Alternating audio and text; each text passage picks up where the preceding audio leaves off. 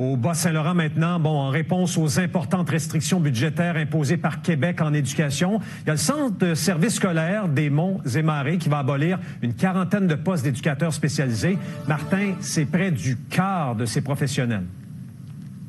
Oui, bien Yves, tu sais qu'on parle depuis plusieurs semaines déjà là, des fameuses coupes en éducation, des coupes importantes, plusieurs millions de dollars. Sauf qu'on a assez peu d'exemples, du moins jusqu'à maintenant, que ce que ça va donner exactement sur le terrain.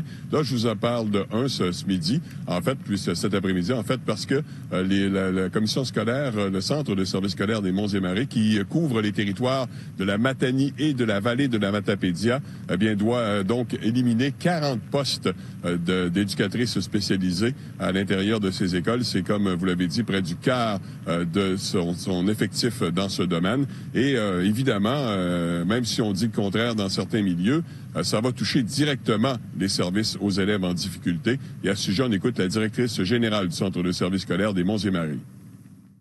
À Monts-et-Marais, on a toujours été un centre de services scolaires qui offrait énormément de services aux élèves, c'est-à-dire que ça se traduisait par une personne en technique en éducation spécialisée par groupe au préscolaire et au primaire.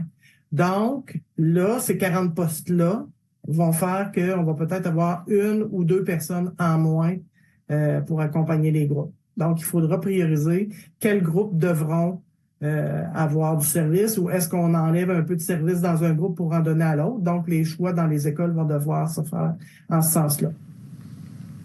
Alors, des choix difficiles à faire, mais reste que ce sont les élèves en difficulté qui seront les premiers à en souffrir des conséquences de ces compressions budgétaires. Il faut savoir également que c'est loin d'être terminé au Centre de services scolaires des Monts-et-Marais, puisque le budget sera amputé de 5,6 millions et qu'il va rester encore 3 millions de dollars à trouver dans le budget. Alors, on va attendre le début de la prochaine année scolaire pour faire des choix, encore une fois, fort probablement déchirants au cours de l'année. Ça pour dire, Yves, qu'on est loin d'en avoir terminé avec les impacts directs sur les étudiants avec ces compressions dans le milieu scolaire. Absolument, Martin. Beaucoup d'inquiétudes en vue de cette rentrée de septembre. Merci pour ta disponibilité.